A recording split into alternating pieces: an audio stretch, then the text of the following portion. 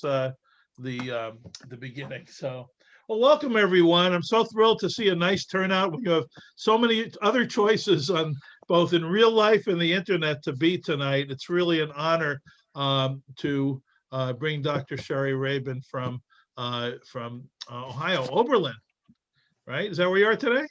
It sure is.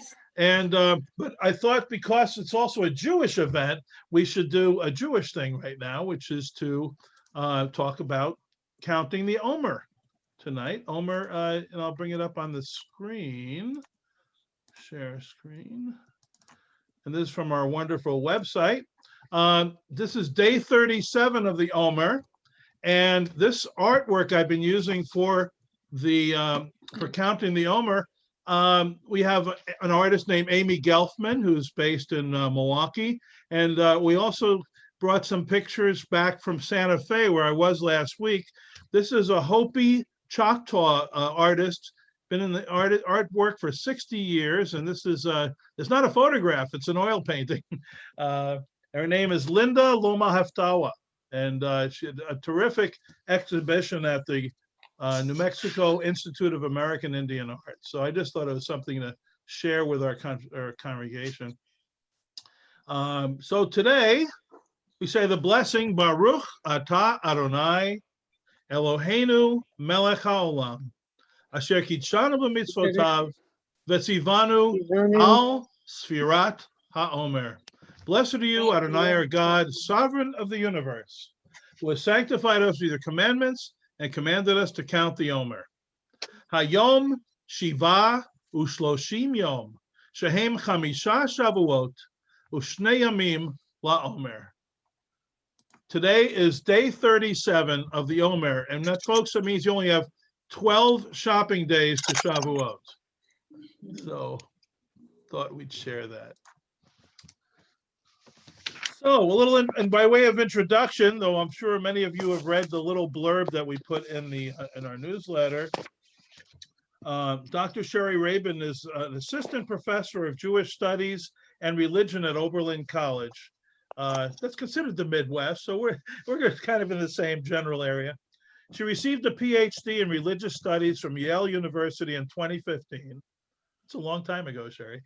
And is the author of the award-winning book, Jews on the Frontier, Religion and Mobility in 19th Century America, published by NYU Press 4 years ago. And the book itself is in the chat and is still available. She won the National Jewish Book Award in American Jewish Studies and was a finalist for the Sammy Rohr Prize for Jewish Literature. It's an honor to bring Dr. Rabin here, especially because she's also my ex-niece. So it's also a thrill to have Mishpucha talk to our congregation.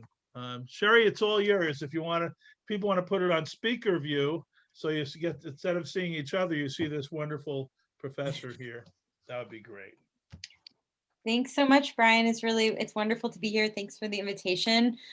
So I've learned some Zoom tricks in the past year, and one of them is that I'm not a fan of screen share. So I am putting a link in the chat to my Google Slides. So if you click on the link, you should be able to see the slides, and I'll kind of like tell you what slide we're on as we go through.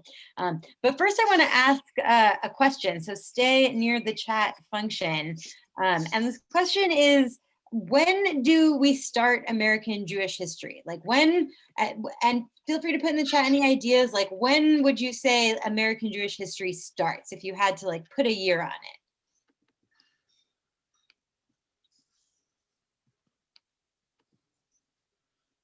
Any ideas? 1770? Sorry, the colonial period, maybe start of the Revolutionary War and the founding of the United States. That's a good one. Yeah. Some people go with 1492, right, and the expulsion of Jews from Spain, which leads the first people of Jewish descent to the Americas. 1800, yeah, so the beginnings of the early republic, you're getting closer to what I would say. Columbus, right, 1492. Amongst American Jewish histories, you would think by reading many of them that the actual year is 1881, so relatively late. But right, the period associated with mass migration from Eastern Europe. So this is a question that I think about a lot, kind of when do we start? And of course, right, starting in 1492, not long after, and certainly throughout the colonial period, there are people of Jewish descent and also Jews within what will become the United States.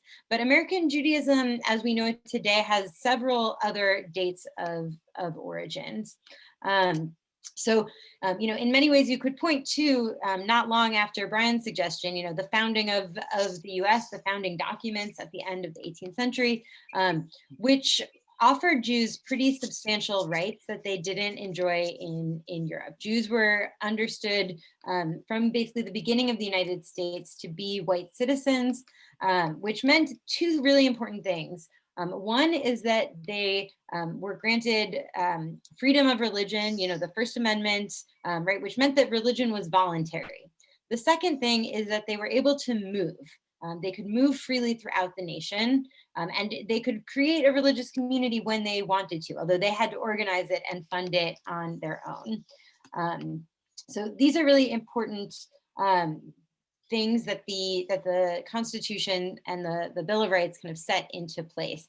But these sort of features of American Jewish life are accelerated in many ways in the 19th century, the first half of the 19th century in particular, in the period of westward expansion. So if you look at slide 3, you can see a rough map of sort of how westward expansion goes. And it's fueled by wars, treaties, and there's also, in addition to the acquisition of territory, there's people moving into these places and into this sort of new era of American history, right? It's still a relatively new nation, and now it's a pretty big nation, right? It's got all of this land. It's got a continental scope. Into this comes a large number of European immigrants, including many Jews. And if you look at slide 4, I have sort of some population estimates. It's hard to tell. Oh, do you want me to share the screen, Brian? Because I can share it.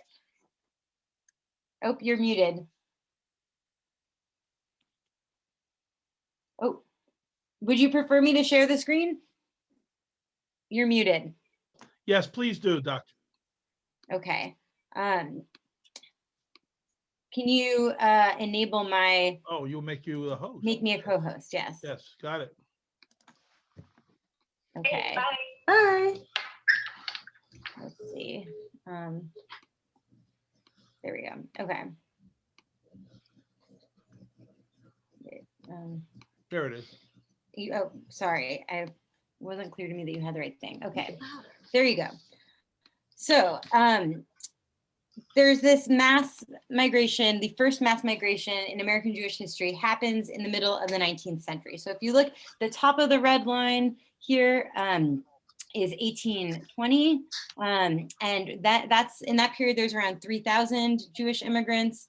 And by 1880, it's up to 300,000 Jewish immigrants. So that's a 100-fold increase in the Jewish population in the United States. So that's significant. We often forget about this mass migration because of what happens next. And if you look at the bottom, you can see that, by 1920, there's over 3 million Jewish immigrants. But this early period is also really significant, and it's a very large increase and notable increase in the Jewish population. And most of these migrants are coming from German-speaking lands.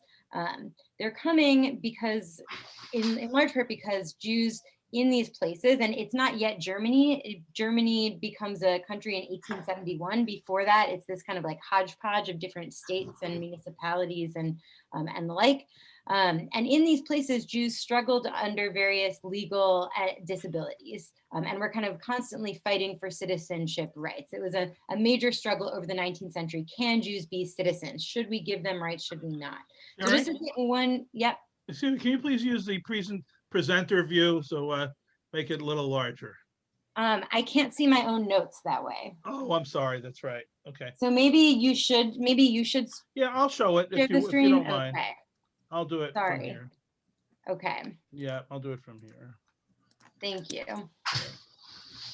Sorry, Okay. everybody. You're on, No you problem. are on slide 5. Perfect. Okay. Thank you.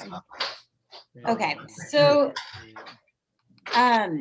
one example of these disabilities that Jews were living under in Central Europe is that Bavaria, which is at the bottom of the map in green. Bavaria is about the size of South Carolina, but it had these very, very strict rules about Jewish settlement and residence and economic activity. So there's this decree in 1813, for instance, that says that Jews can't live in any places where there are no Jews. They also can't live in any places where there are too many Jews. They can only live in places where there's like a medium number of Jews. So there's this kind of micromanaging of where Jews live and what kind of work they can do and where they can go.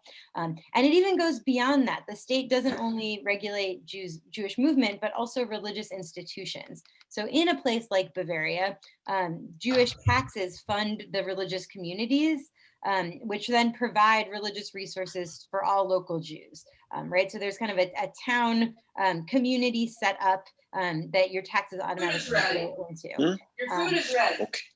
That's very helpful to Jewish communities, but it's also means that there's government oversight and government officials can meddle in Jewish communities if they choose. So conditions are pretty challenging for Jews in places like Bavaria, and Bavaria actually provides the largest proportion of Jewish immigrants to the United States in this period. So they're coming from places like Bavaria where everything, oh, if people could, nope, I can mute people. Well, we So, muted them, but they unmuted themselves. okay, okay. Yeah. So if you can go to slide 6, Brian. So they're coming from places in Bavaria, like Bavaria, where there's all this micromanaging of where Jews can go and what they can do. So then to come to the United States and to see this massive continental space in which Jews as white citizens can move is really exciting. And so they start to come, and when they come, they no longer stay on the East Coast. Previous generations of American Jews had really stayed close to the port cities on the Eastern Seaboard. Now Jewish immigrants start moving westward. Many of them become peddlers, selling goods door to door in places without stores.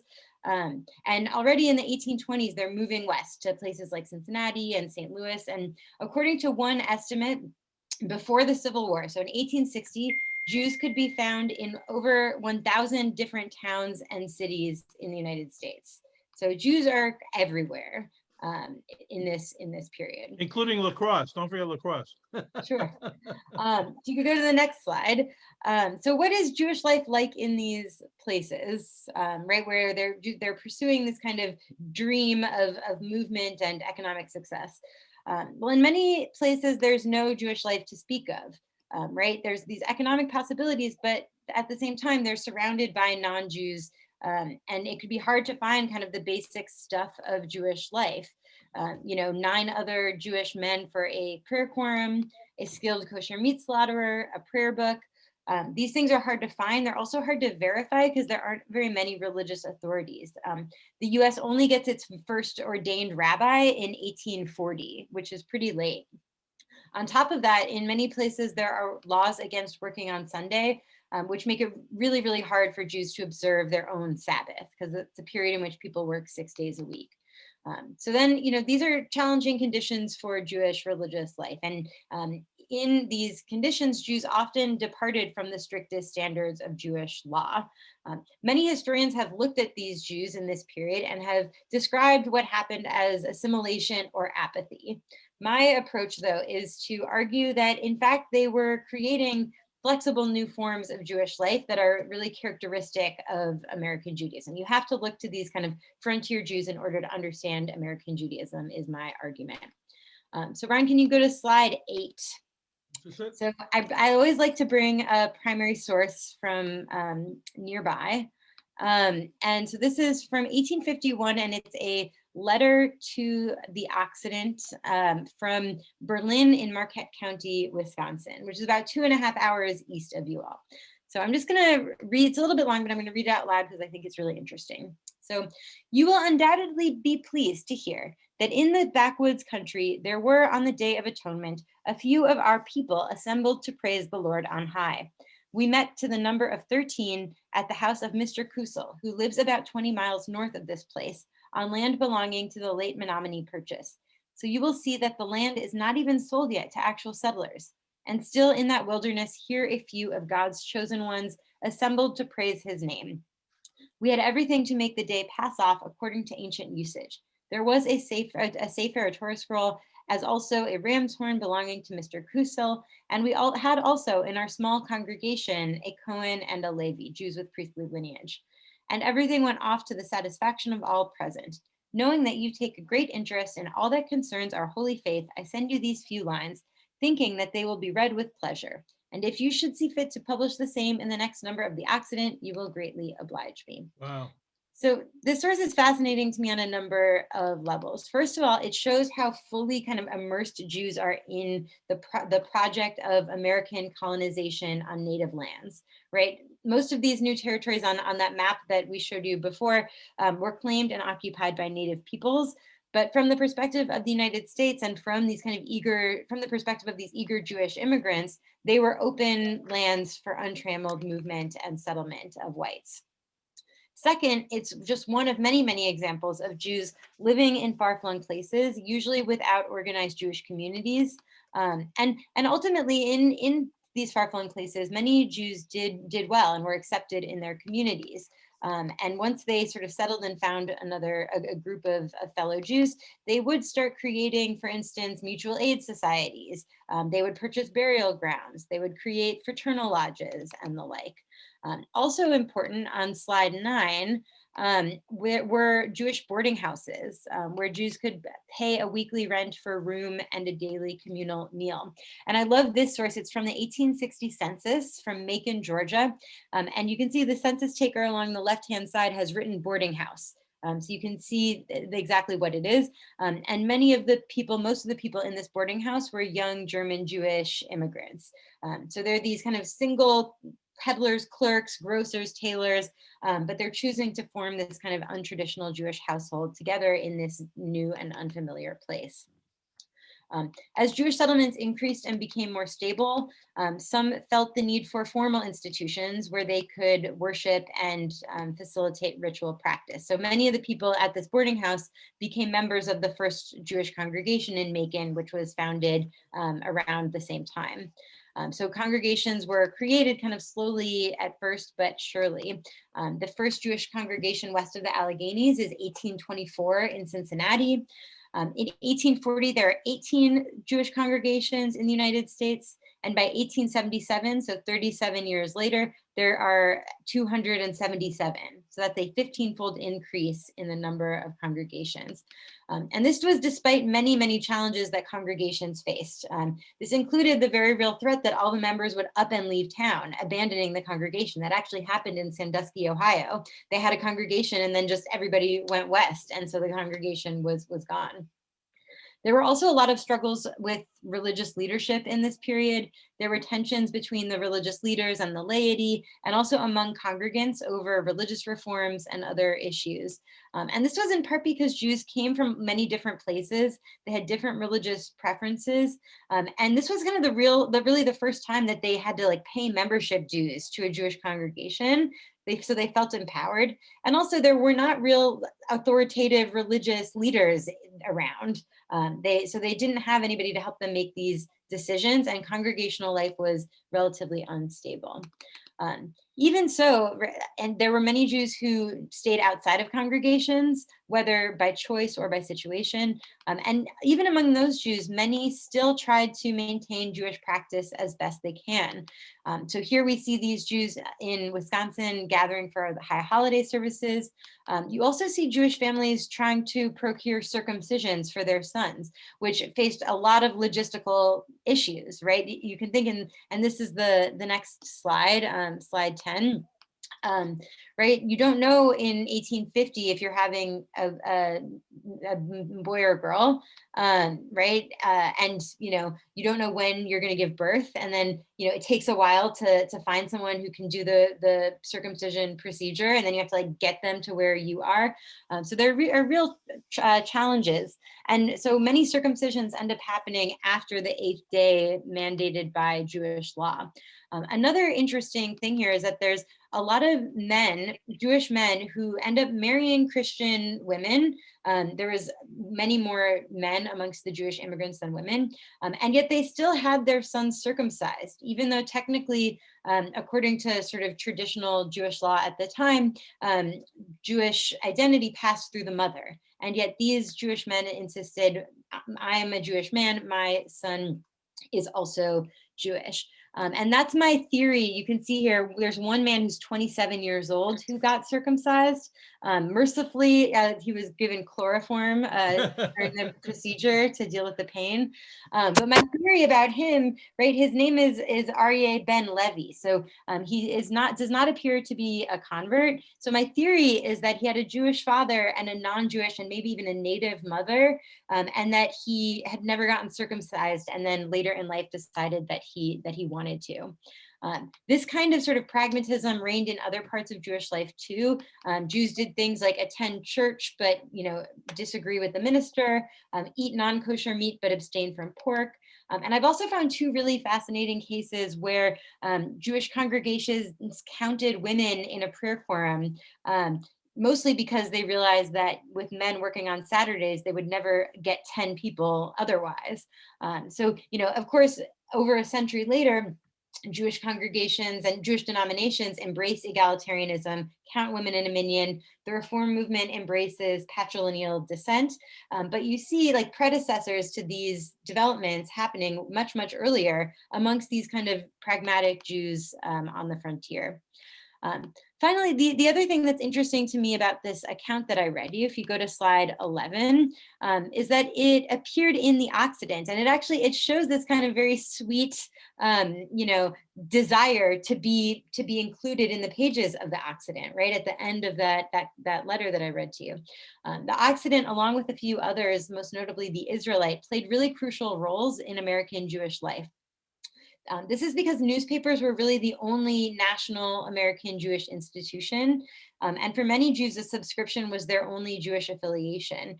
Amongst the most popular sections was the domestic news section, where this report from Wisconsin appeared. And there's, if you read that section, there's tons and tons of reports from different communities and individuals writing in to describe sort of what American Judaism is looking like. These reports helped Jews know where to find one another, and they helped kind of model what Jewish life would look like in this new place. And they also helped Jews to feel like part of a larger community. So one of my favorite sources is this really beautiful letter from a Jew in Dakota Territory in 1869, who writes, "In my solitude, the Jewish papers, I read all of them, keep me in connection with the Hebrew community. I read and imagine to be a member of society." So that's his means of Jewish connection. These newspapers are also really important. And I love the mastheads here. The Weekly Gleaner on the top left, that appears on the cover of my book because I love it so much. And you can see the sort of shields of all the 12 tribes of Israel depicted there. So if you go to the next slide, slide 12, these newspapers also made their editors into kind of American Jewish leaders and celebrities in a way. Isaac Leeser was the editor of the Occident, Isaac Mayer Wise, the editor of the Israelite. And both of these men, in addition to editing these papers and kind of part of their job as newspaper editors, they traveled extensively, they maintained contacts around the country. So they really were able to kind of keep their ear to the ground of American Judaism. And through these newspapers, they really functioned as kind of religious authorities. They argued for and against different developments in Jewish life. They offered opinions on a lot of the kind of brass tacks of the Jewish religious questions of the day.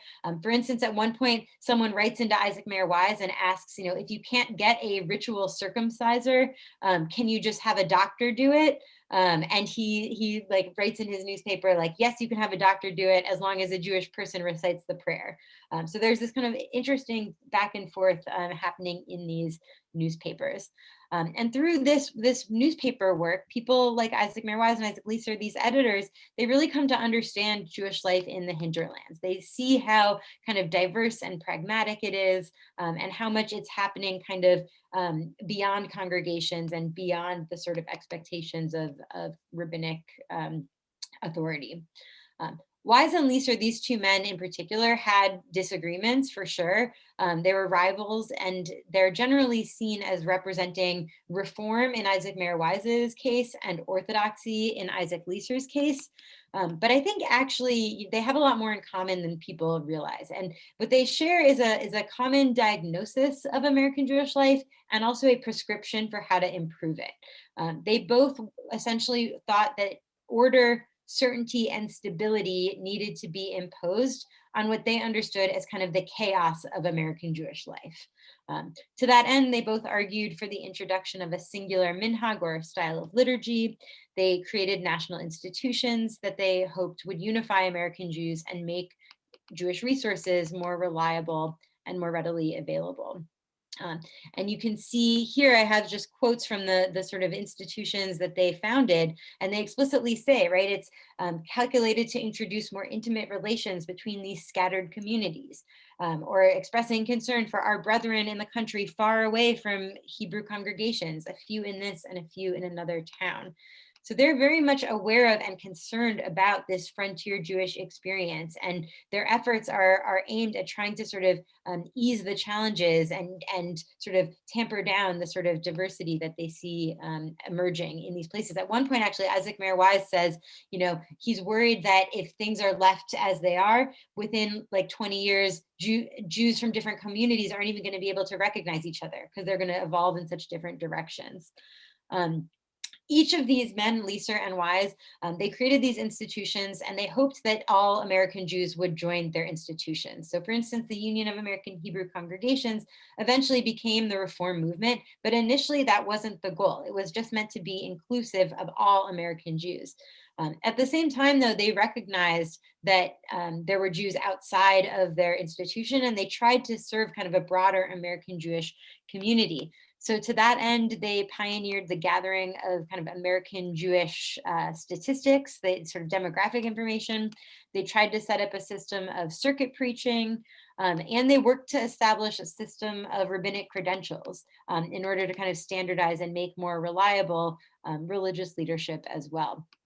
They had started to do this work in their newspapers already.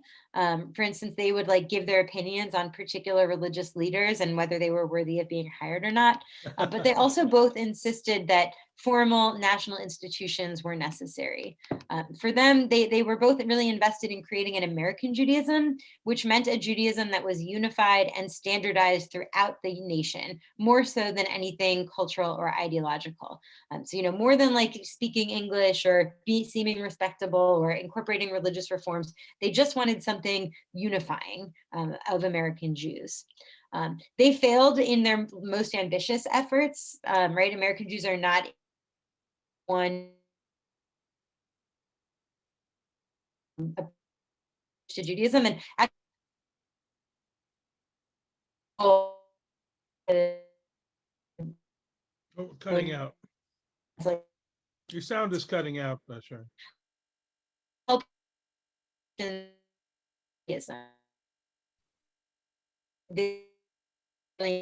You know, when does American Jewish history start? The American Judaism that we know, in a lot of ways, begins in this.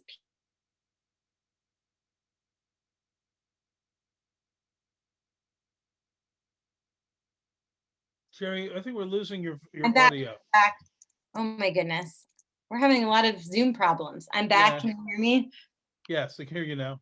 Okay, great. So if you could go to slide 13.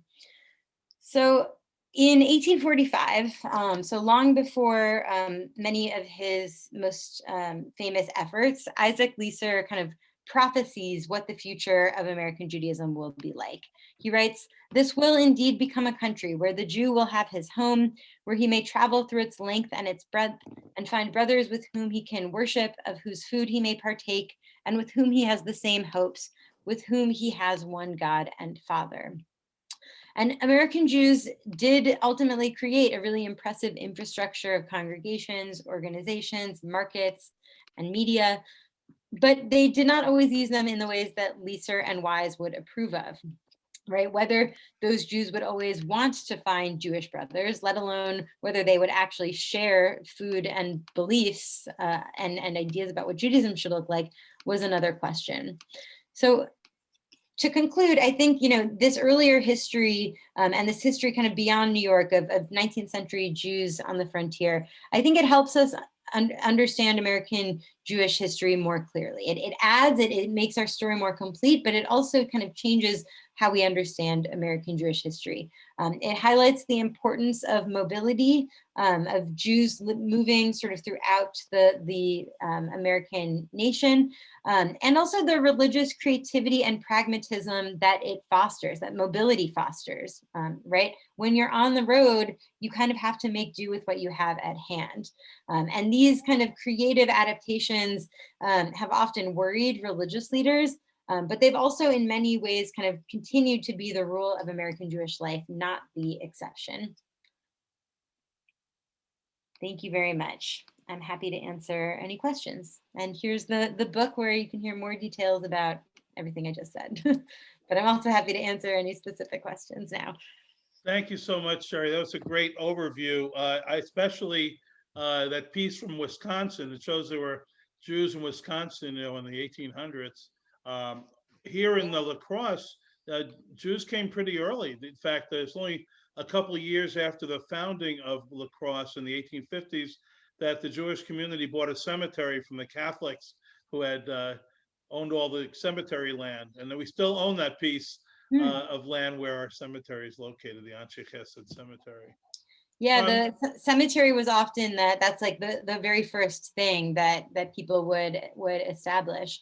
And it makes sense in a lot of ways. Like a lot of these people, they're not keeping strict kosher, they're not praying pretty regularly, but like at the end of the day, death is final, and they want to make sure that they and their fellow Jews are going to have a solid place to be buried. And that even, transcends, once congregations are running burial grounds, the interesting things happen. Like there's this one story I love of a congregation in Alabama, and there's a single Jewish man kind of wandering through town who passes away.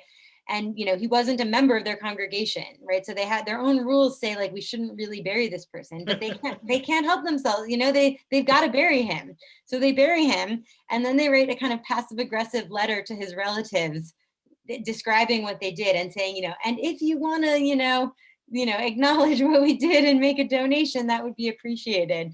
But as they're adapting to this idea of being a religious, voluntary congregation, there's ways in which the sort of older ways of understanding Jewish difference persist, and the cemeteries and burials is one of the most important sort of means of sort of creating that Jewish bond and identity.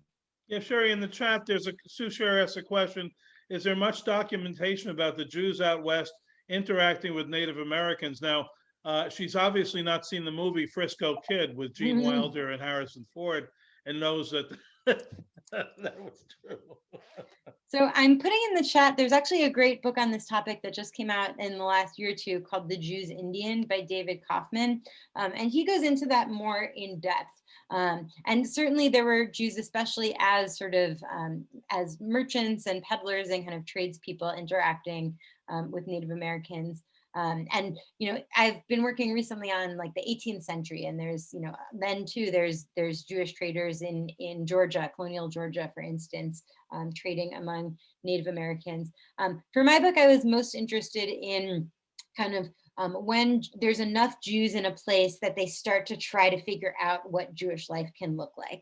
So that tends to be after kind of Indian removal has already taken place, although they certainly invoke Native Americans quite a bit, as we saw in the source that I showed you today. There's many other sources like that too, where Jews kind of think with Native Americans and think about in their thinking about how sort of amazing America feels to them. Native Americans kind of get caught up in that in a way that, raises eyebrows now, but right, like they would say, here where once the war whoop of the Indian rang out, we are praying in the Hebrew language, right? And they're not pausing to say, like, where did those Native Americans go? Was that, the most just thing to have happened, right? But it's kind of tied into the general amazement that they have, that they're allowed to kind of, be amongst other citizens and partake of this kind of grand national project of manifest destiny. Right, I showed you that image on slide 7, westward the course of empire takes its way, which kind of personifies this vision of like this project of moving west and taking over the golden west, right? That's literally, the color is golden in the image. And so Jews see themselves as being part of that project, which is a huge contrast from the places they came from, where they were seen as perpetually outside and other and incapable of becoming kind of part of the nation in a serious way. And Shari, we had another request. Bob Friedland, one of our members, asked if is there any evidence that Nathan Myrick was Jewish. Nathan Myrick is one of the founders of lacrosse. And first of all, a name like Nathan, he's got to have some Jewish background. And the fact that he was a fur trader running an Indian trading agency in both Minnesota and Wisconsin on the Mississippi River, there's a question.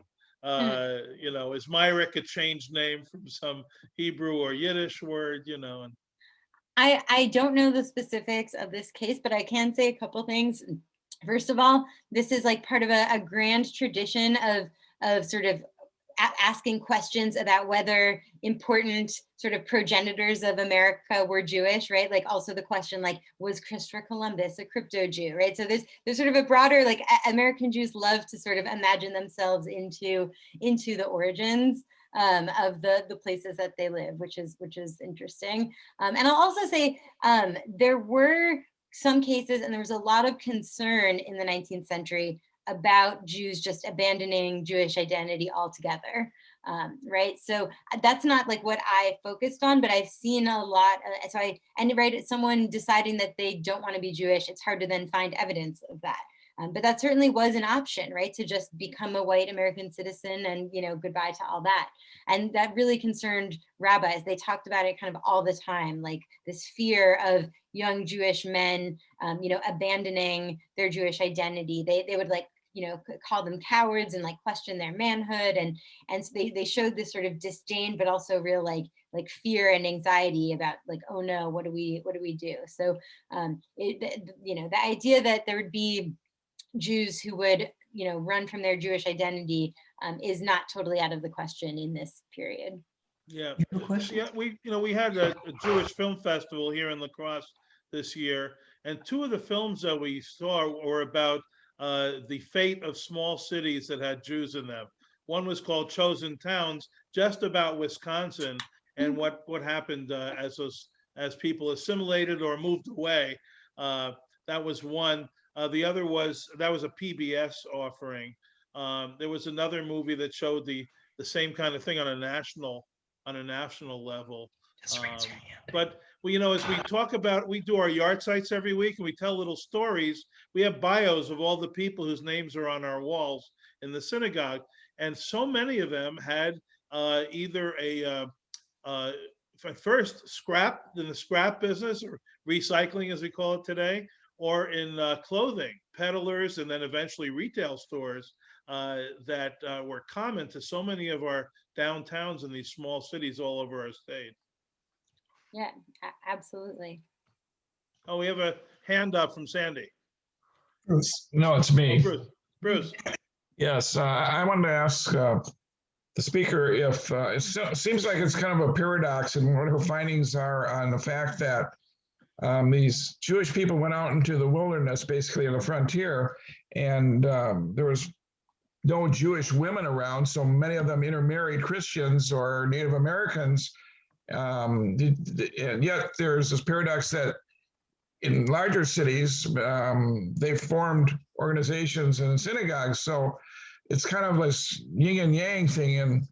And I wanted to ask her what she thought of that. And secondly, I wanted to point out that the mayor of La Crosse, first mayor of La Crosse, could have been Jewish, but I think because he didn't vote for himself, he gave the honor to Nathan Myrick, I think, was a mayor. Right. That's right. He didn't vote for himself. He didn't vote for himself. So that was kind of a interesting factoid. And finally, after all these years, about 10 years ago, they finally named a street in La Crosse after him, Levy Lane.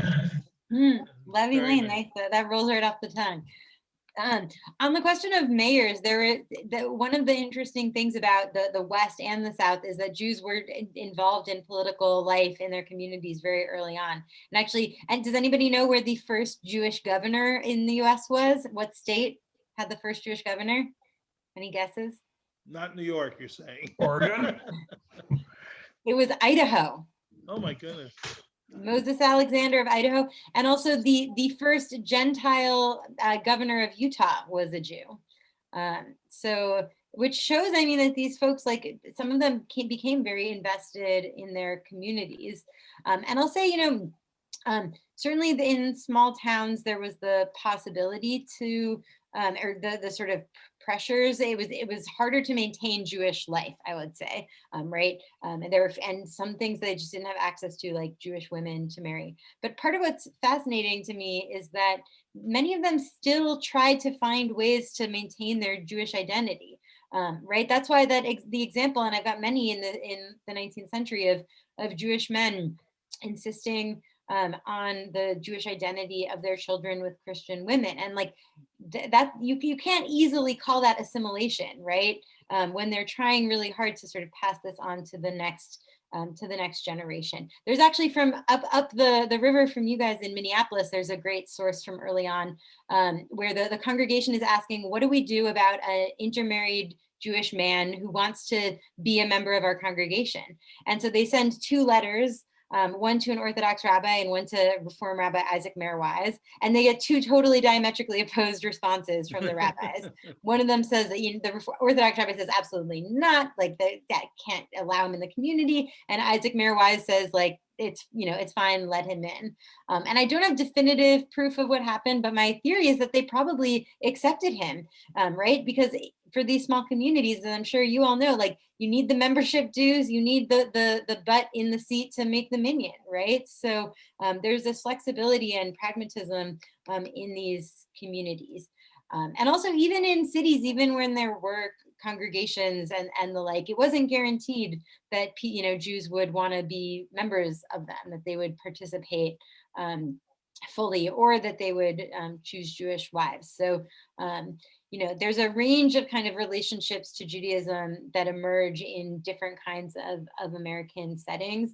And the small town settings are more challenging. But also, and I think this is true now too, right? In a small setting, people feel motivated. The people who show up, like really, they have to be involved to make it happen. And so it leads to a certain kind of richness to Jewish life. Shari, one of our people here, Diana, has asked about, are there any other books you've written or projects you're thinking about working on in the future? Boy, is that a loaded question, because I'm sure you have something to say about that. Yeah, the life of the academic, publish or perish. So I'm always working on something. I've written on many different things. I'm actually now working on a new book, and actually yesterday was my last day in the classroom for the semester, and now I have a full year of sabbatical, which I'm very excited about, to work on my new book, which is a survey of Southern Jewish history. So I'm focusing on Jews in the American South from the 17th century to the present. So it's been interesting because there's, of course, a lot of Southern materials. Even I showed you a source from Macon in this presentation. And in my book, I dealt with a lot of Southern communities where you see a lot of these similar things happening. So it's interesting now to kind of think about it in an explicitly kind of regional frame. And also I'm expanding my time frame a lot. Like this project, I thought it was like hugely innovative and exciting, and it was in some ways, to move back to the 19th century. And now I've been like playing in the 17th and 18th centuries, and I've gotten really interested in that too. There's a lot of interesting American Jewish history in that period as well. So Sure, you're probably going to find on some unpleasant sources showing that Jews owned slaves, for example, something none of us Absolutely. want to know about. Yeah, it's not always a happy history, I mean, and even in this presentation with, Jews playing a role in the removal of Native Americans. But, part of understanding Jewish history is, American Jews were also Americans. They were also, partook of the broader things that were happening, both good and bad. Yeah. Are there any other questions for Shari? Sandy, you have to unmute yourself. Turn on your mic, Sandy. Yeah, there you go. You've got, press a button and turn on the microphone.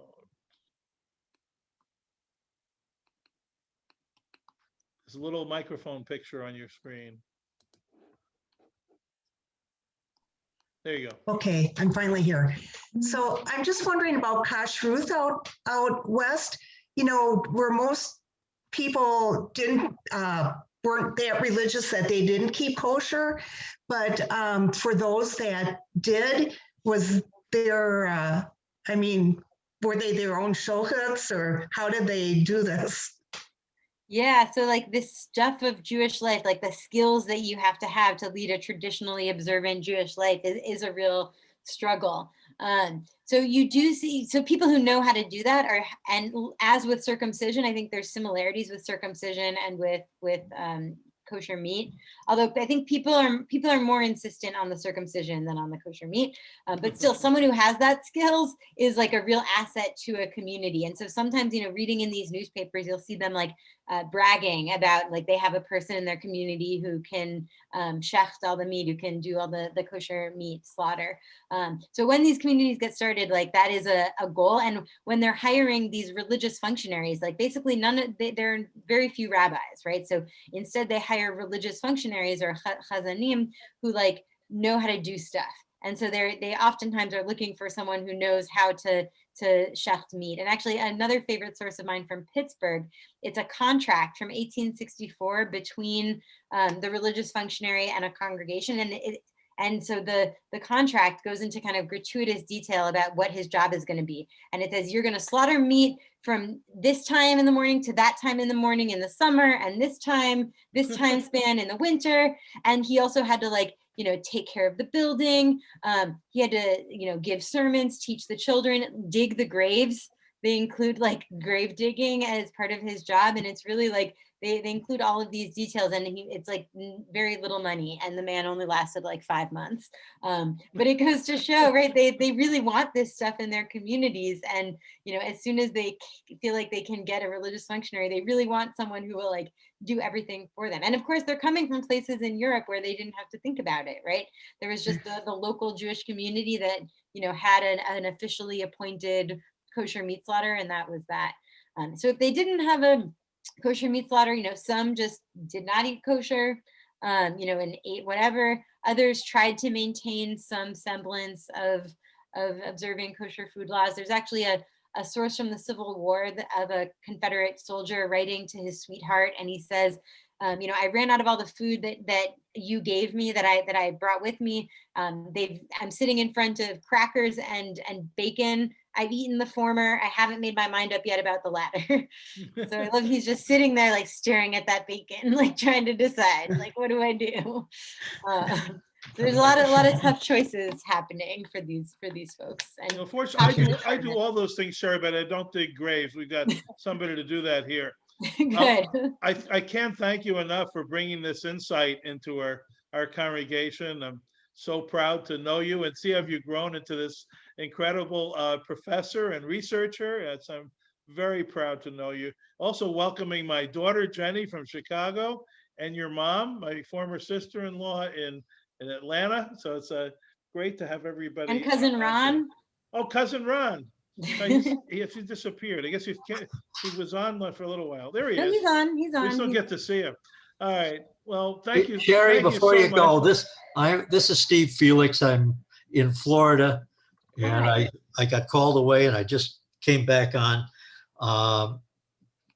As Sandy and Bruce knew, my grandfather was a pioneer in South Dakota.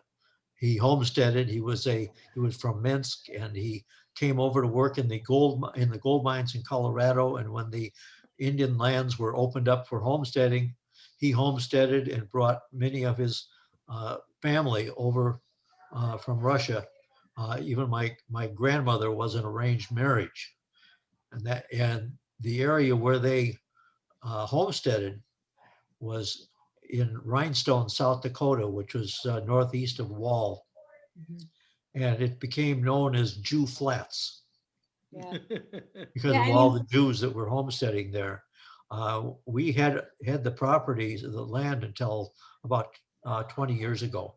Wow. Yeah, It was I was in our family, and it's now all the land. Most of the land is owned by a guy by the name of Jerry Willowite, who was a famous rodeo cowboy from South Dakota. Yeah, one of the things I love about this research and presenting on this research is, once you start like looking for these kinds of stories in American Jewish history, they're everywhere. There's so many of them that are so rich. So I had a question for sharing. Steve. Steve, you lived in Viroqua, Steve. When did the first Jews come to Viroqua, Wisconsin? Probably right around the turn of the century, around 1900. Okay. My grandfather came in 1905. And he started selling clothing early on? Yes. Yeah, It was Felix all is the dry goods store. Felix's dry goods and eventually Felix's department store, Shari, were like a major go-to for southwestern Wisconsin people. It closed not too long ago, and part of that was in the movie about Wisconsin Jewish communities. It was fascinating. Well, I want to thank all of you for coming tonight and to sharing this this time, and continue counting the Omer until 12 days from now, when you can have your cheesecake and your blintzes for Shavuot. Have a wonderful, wonderful week. And Shari, thanks so much.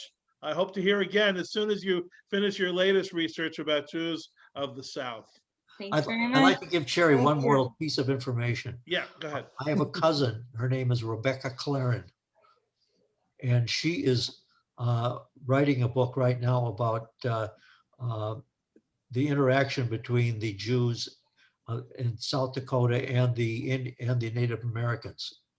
I don't know if you know about Rebecca, but it might be somebody you would like to, contact. You could look her up, and it's Clarren, Rebecca. Yep. She's a I'll journalist. get her email address to you, Shari. Thanks very much. So Yeah, thanks again. Have a Jerry, wonderful week. thank you. This was wonderful. Thank you Please, so and much. go out. She didn't say anything, but go out and buy the book. It's yeah. a great book, and it's Jews on the Frontier. I think it's on Amazon. That's where I got it. And here I put the link to the press in the chat. Yeah, it's on Amazon. It's it's in hardcover too, but that's kind of Yep. The thick. paperback is where to go. Yeah, or ebook. Yes. Thanks Thanks again. so much for doing this. This was Thank you, great. Shari. Thank you, It's Brian. terrific. Thank you, Thanks so Shari. It much. Well- was terrific. Yeah. I Be really well. enjoyed it. Be well. Bye. Take care. Bye. Bye.